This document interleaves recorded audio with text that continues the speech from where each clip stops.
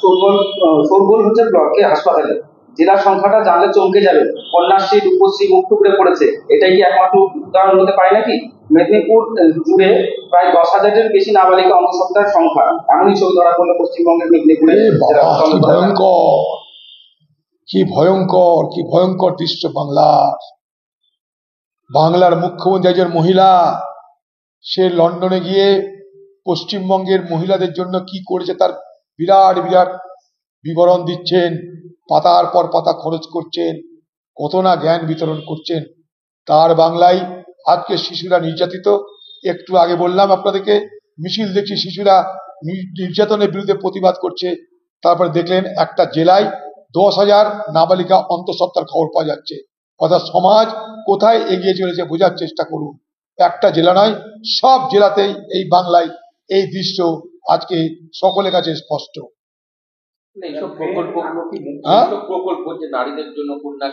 দেখুন, নামে কোনো প্রকল্প চালু করলে সেটা নিশ্চয়ই নাম হলো তার, কিন্তু কাম কতটা হলো সেটা দেখতে হবে। যেমন মনে করুন আমাদের এখানে যুবশ্রী আছে, ছাত্রছাত্রীদের স্কুলে অর্থ সাহায্য করার ব্যাপার আছে, সময়ে বিয়ে যদি না করে তাকে কন্যাশ্রী দেওয়ার ব্যাপার আছে। কিন্তু অদ্ভুতভাবে পশ্চিমবঙ্গে শিক্ষার জন্য যে স্কুল দরকার, সেই স্কুলে দিনের পর দিন ছাত্রছাত্রীর সংখ্যা কমছে, যখন তারা উচ্চ শিক্ষায় শিক্ষিত হওয়ার জায়গায় পৌঁছাচ্ছে। এবারও দেখুন যে উচ্চ মাধ্যমিকে ছাত্রছাত্রীর সংখ্যা গত বছরের তুলনায় কমে যাচ্ছে। কেন? তার একটা কারণ, মানুষকে প্রলোভিত করার জন্য, নিজেদের পক্ষে রাখার জন্য সরকারি টাকা হয়তো বরাদ্দ হচ্ছে, কিন্তু সেই টাকায় প্রকৃত অর্থে বাংলার মা বোনদের, বাংলার নারীদের কোনো পরিবর্তন হচ্ছে না। অর্থাৎ কোয়ান্টিটিতে টাকা খরচ হচ্ছে, কিন্তু তার জন্য কোয়ালিটি কিন্তু তৈরি করতে পারছি না আমরা। অর্থাৎ পরিমাণ আছে, গুণ নেই, ফলে এই ঘটনা দিনের পর দিন বাড়ছে।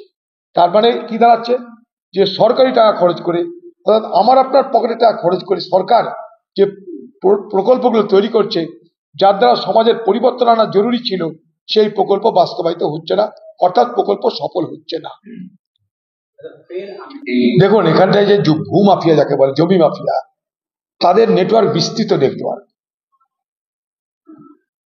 মানে এখানকার সরকার, এই সরকার খেয়াল করে দেখবেন যে সমস্ত জায়গা থেকে রাজস্ব সংগ্রহ করছে, একটা হচ্ছে মদ, একটা হচ্ছে লটারি, আর একটা হচ্ছে ভূমি দপ্তর।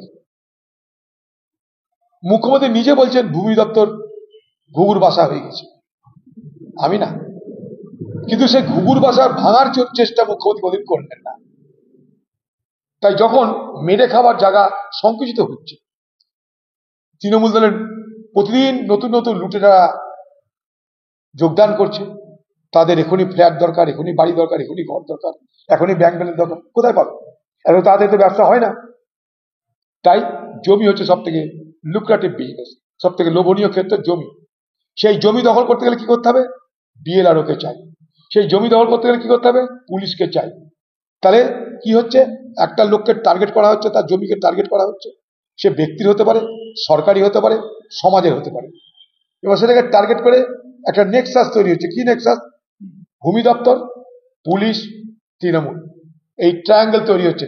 এই নেক্সাসে এরা তিনজন জড়িত, তৃণমূল পার্টি, পুলিশ, ভূমি দপ্তর। এবার সেখানটায় জাল নথি তৈরি হচ্ছে। আপনি কোর্টে গিয়ে কি করবেন?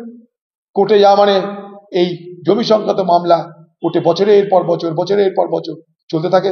কোর্টে যাবার লোকও পাবেন না, জমি দখল হয়ে যাবে। আপনার বাড়িতে রাত্রে শুয়ে আছেন, সকালে আপনার বাড়ির মালিক আপনি থাকবেন কিনা আগামী দিন এটা বড় প্রশ্ন হবে। মিলিয়ে নেবেন আমার কথা। এটা আজকের দিনের প্রশ্নতে আরম্ভ করেছে। যেসব পরিবারে বুড়ো বুড়িরা আছে, যাদের লোকজন যারা বাইরে থাকে, তাদের জমি জায়গা এভাবে দখল করার চেষ্টা শুরু হয়ে গেছে, হচ্ছে বাংলায়। একটা না, হাজারটা হচ্ছে।